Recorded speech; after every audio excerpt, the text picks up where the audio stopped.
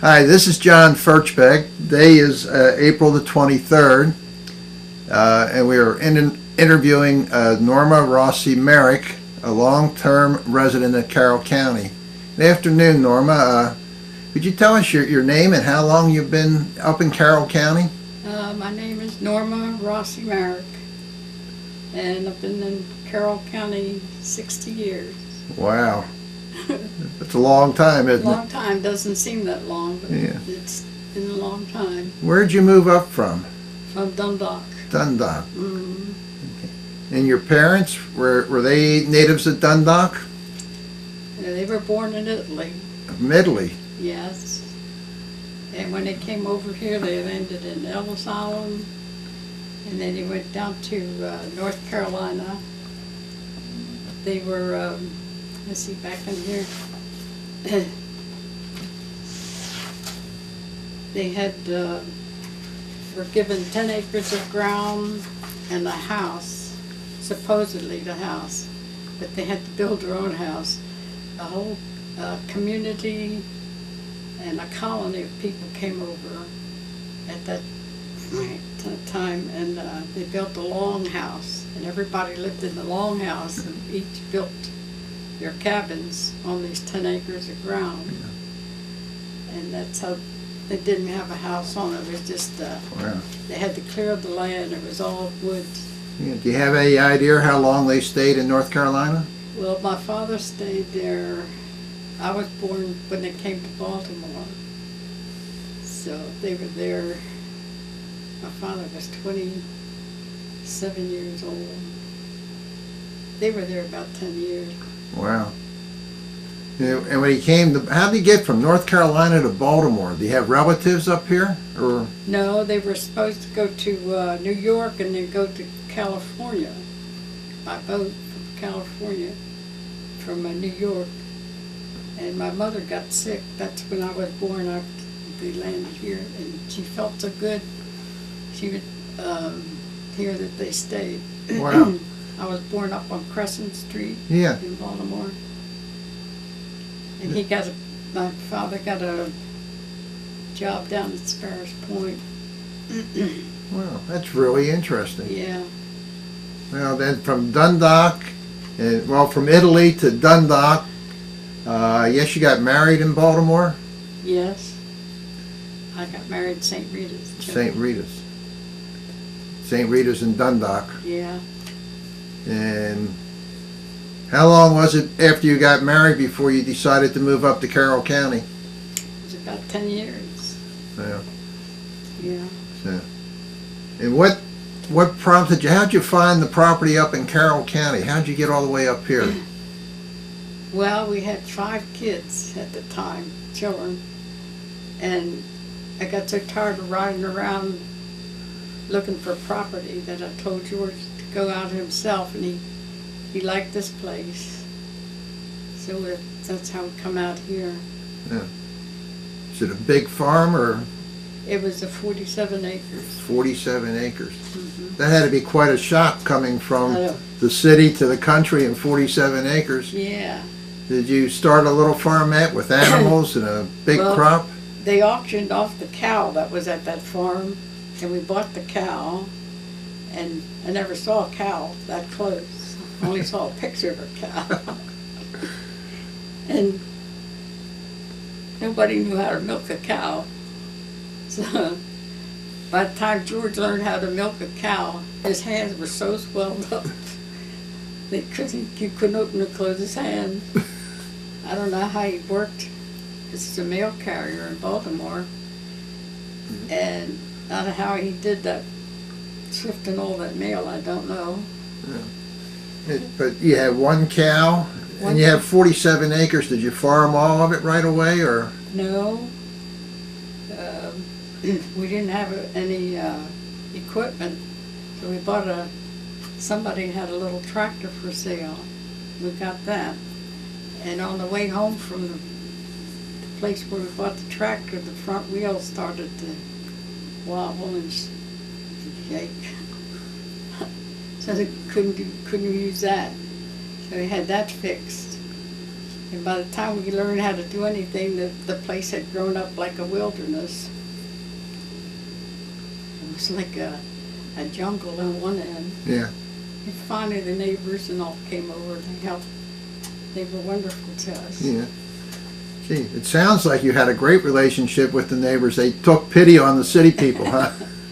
Yeah. There was the Bakers, the Grimes, the Penns, and the Welshes, and the Tablers. They all came over. And Harvey Tabor used to come over all the time to help out. Yeah. So, That's and eventually you got to farm all 40-some acres. yeah, we got it straightened out. What kind of livestock did you acquire over the years? Oh, we had about 18 head of cattle. We had sheep, we had goats, and chickens, of course, and hogs. We had a little bit of everything. Now, how long did it take a city girl to get used to all these animals and feeding, and you had 5 kids to boot? Yeah, and then I had 5 more when I got here. Wow, a total of 10 kids.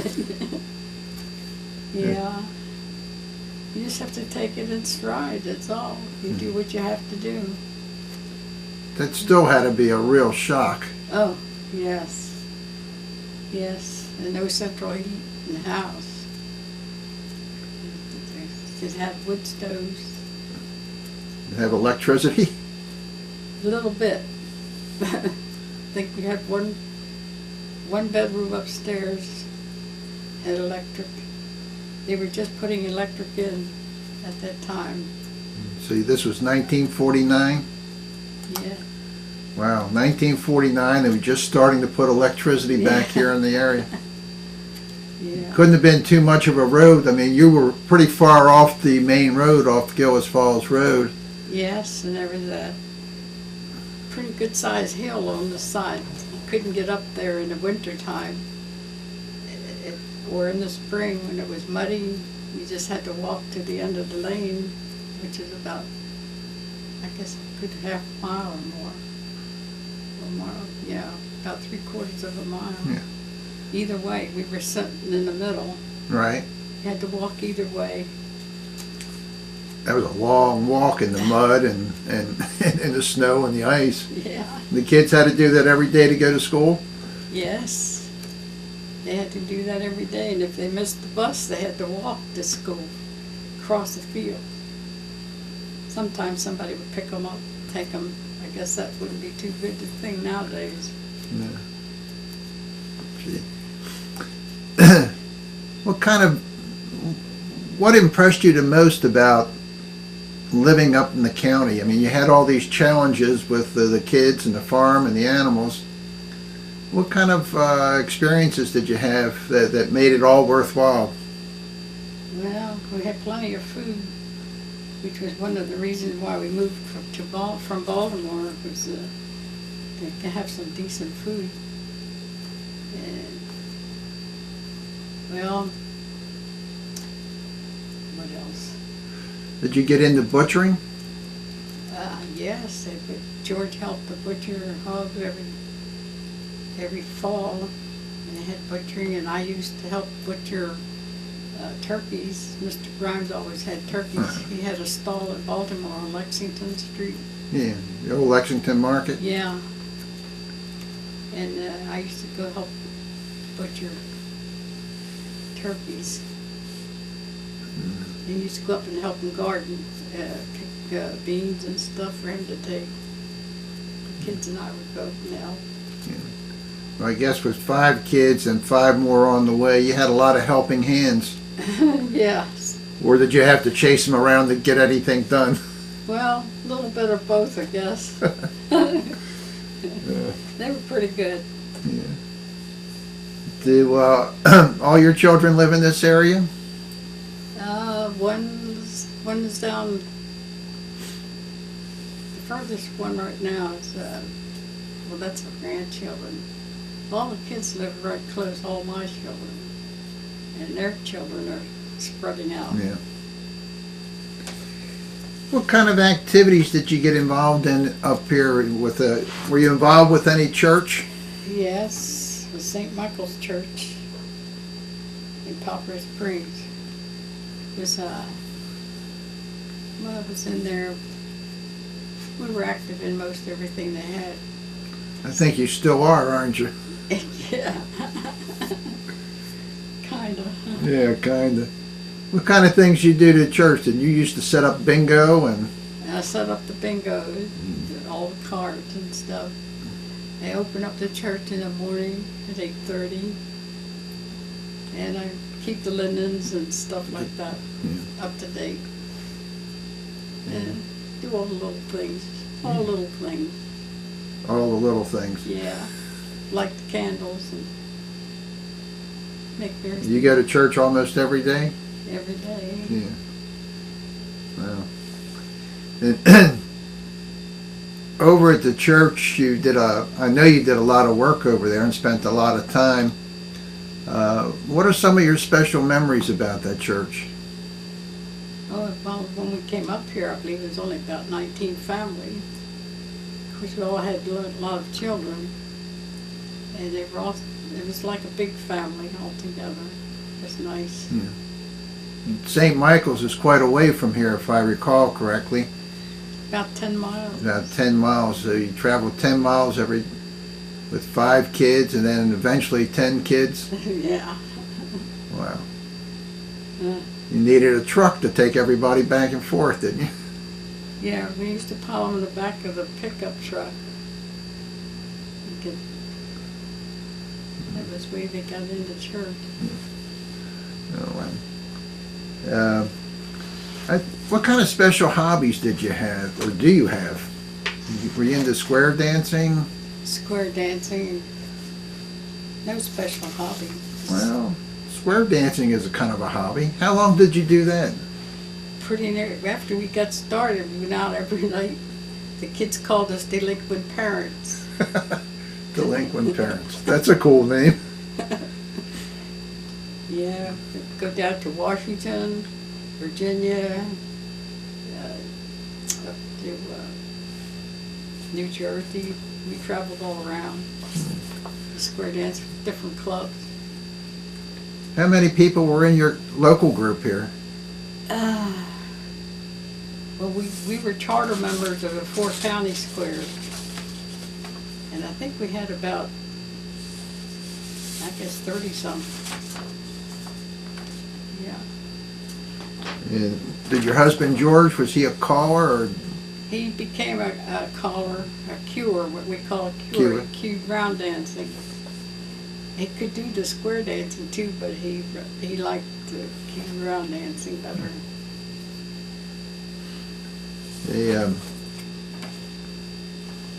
You still drive and go all over the county?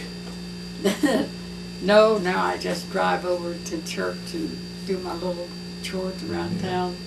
I can go as far as Westminster. That's pretty far. Yeah. Getting so I need somebody to take me everywhere. Yeah. How old are you now? 92. 92. You're still driving, still going to church every day, Yeah. and pretty much taking care of yourself and the house. Yes. That's quite a bit. Yeah. I can't do the vacuuming anymore very good. I have a heart problem. So kids do that. Do you have any memories that or special interest or whatever that you would like to talk about? Something that maybe you'd like to pass on to the kids or the grandkids about any part of your life? I really can't think of anything right offhand. So you've had a very interesting life considering your parents' backgrounds and growing up in Baltimore and in the Dundalk area, then coming out here and all the things you've done in Carroll County. Yeah. Well, all the kids are grateful that we came out on the farm. They all said they'd like it much better than if we had stayed in town. And we were pretty strict with the kids, and they appreciated it. You said the house that you lived in wasn't well insulated. No, it wasn't. What were the winters like in a house like that? Awful. Well, all the pipes would freeze every year. And one year the pipes in the kitchen froze, and I guess the ceiling got wet. That came down. The hallway came down. Once, and the other room came. The ceilings came down. It was pretty rough. Pretty rough. Did you have any horses? Yeah, we had horses. Yeah. The kids, Charlotte always had horses. And Mary, it was only the girls that liked horses. The boys didn't. Is that right? That's unusual. You would have thought the boys wanted to be cowboys. Yeah, you'd think. And my one daughter still has horses. But she's, I think she has them over in, toward Sykesville. She has a horse over there. And you live in a relatively new house now.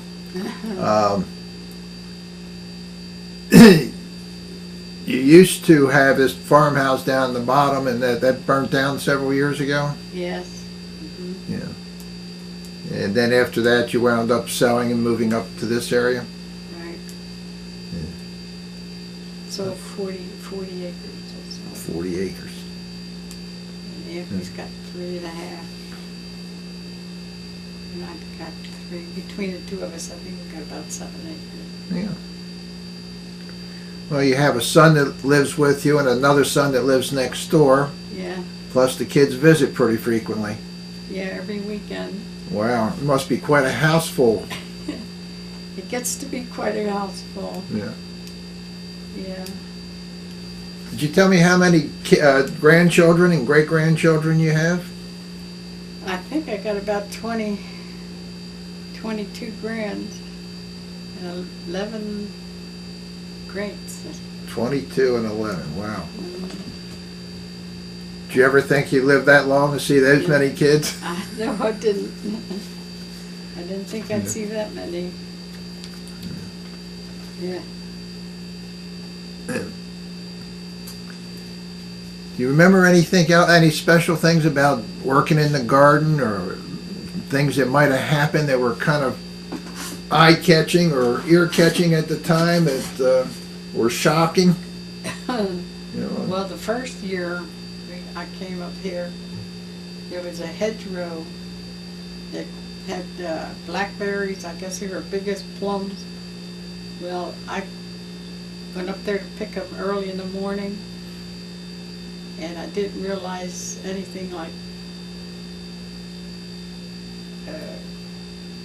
we call them Chiggers? chiggers. I got so full of chiggers. Chiggers, yeah. That was an experience. I always had my chickens. I like chickens. Never had foxes get into your chickens? Not foxes, but we had something else used to come up and get in there. In the old well that used to be up there, where we had the pump house. There's always snakes in there. What's the biggest snake you've seen up here? Yeah, pretty big ones. Did you ever find any poisonous, any copperheads?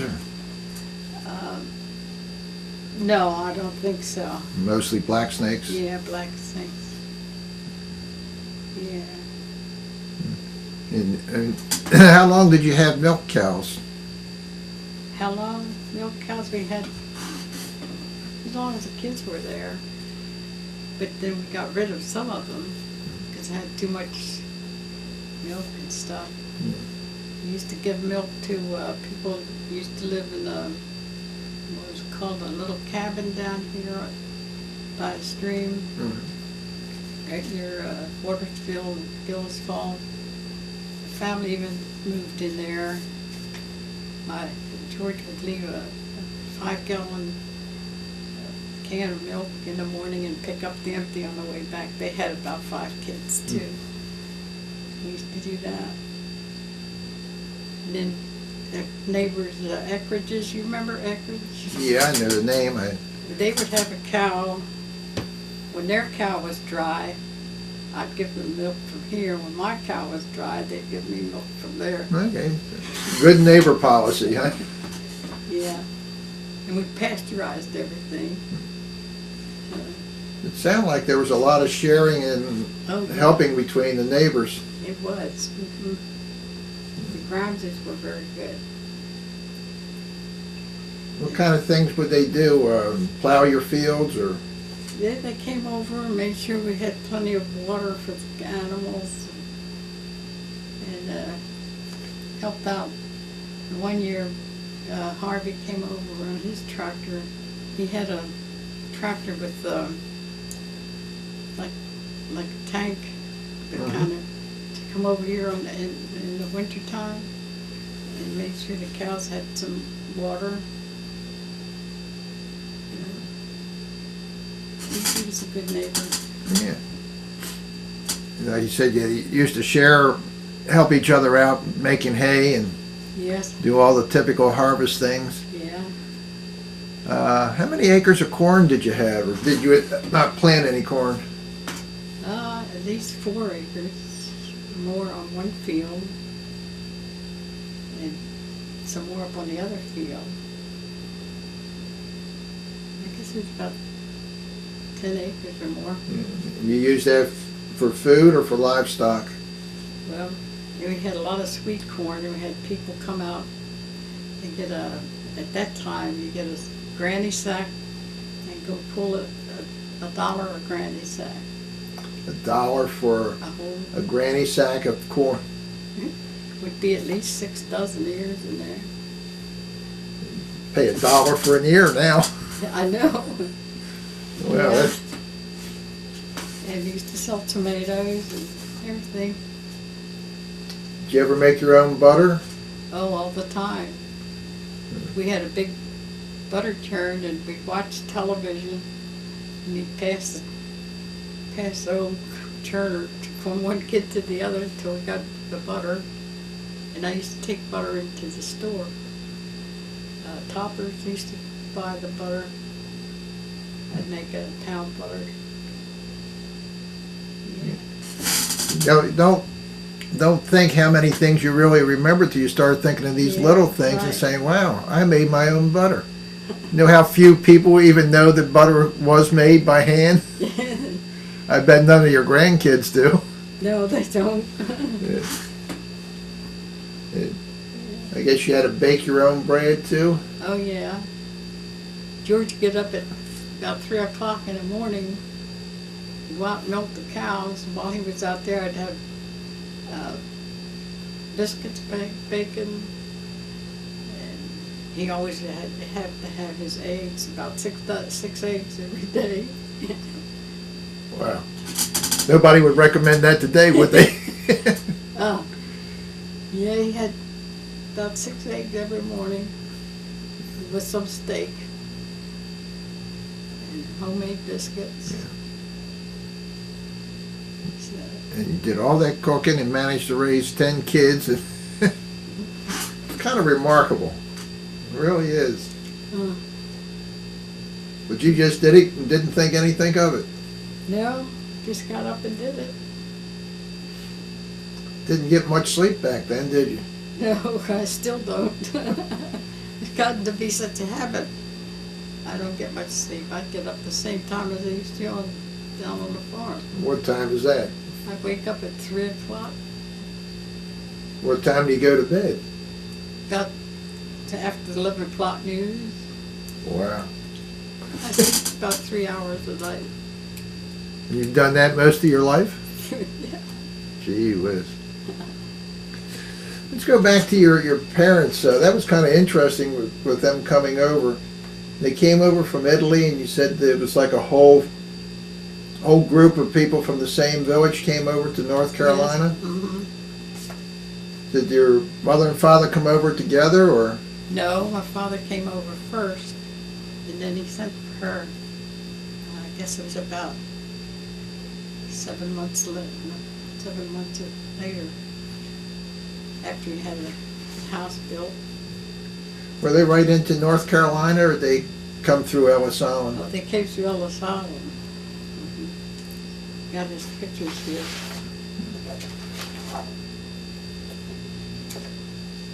You look at my father, you see John. There's my father's Elis Island. That's a picture of the boat. Oh, wow. Yep, it does look like your son John. Yeah. So he came over in 1906, October, and my mother came over March '07. So, and she came over in a different boat. They have the history of the boat that came over in. It looks like the Elis Island records. Yes, that's it. That's what it is. Because they got my mother's name wrong.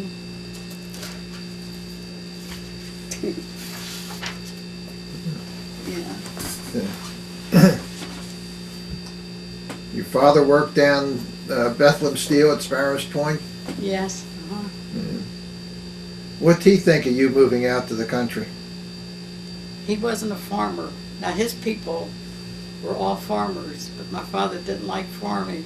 So he pedaled 8 miles at night to go to night school to get his engineer's diploma in Italy.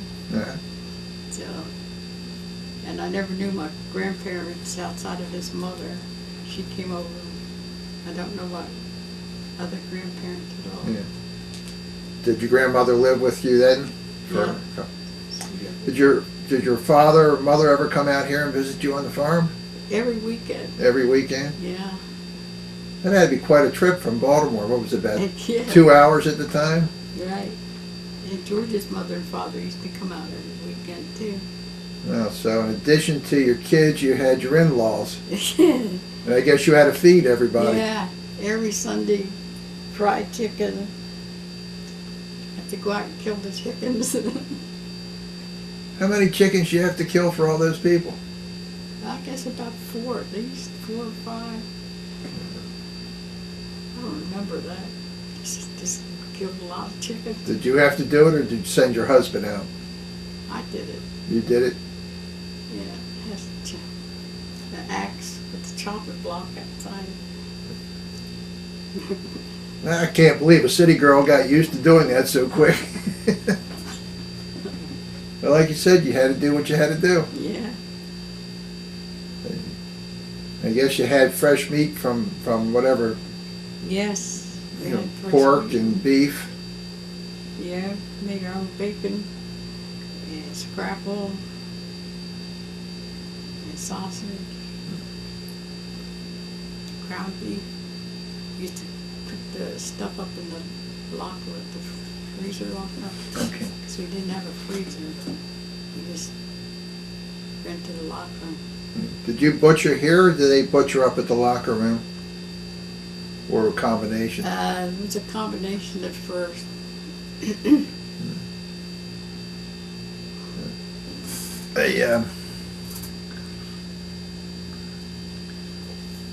Can you think of any interesting stories about you and the neighbors, or you and the kids out here? There had to be many.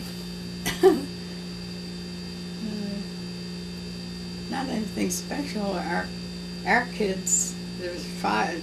Well, it was about all 7 of them here. And Bill Moss, he lived across the road there. He had 5. They'd walk back and forth. He had a pond over there, and they'd go fishing and swimming over there. But they didn't think nothing of walking all these miles to play with each other. Nowadays, everybody's got scooters and motorcycles and stuff. It had to be quite a change, because I would imagine back in '49 and the early '50s there weren't too many homes in this immediate area. That's right.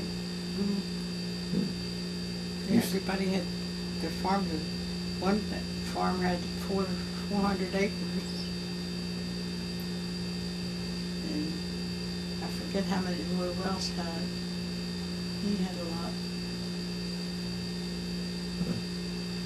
They made life, well, it was interesting but healthy, I guess. Everybody walked, ate Yeah. good, Yeah. and sounds like you had a wonderful life up here. It was hard, but it was good. You never thought about the hard times, you were too busy. No. You didn't have time to think about that. Okay, is there anything else you'd like to share with us? Probably think of something after you're gone. Well, that always happens. No. You spent a lot of time over church, and you did a lot of work, but there must have been some special things that went on over there that you might remember. They have. Oh yes, we had those big chicken.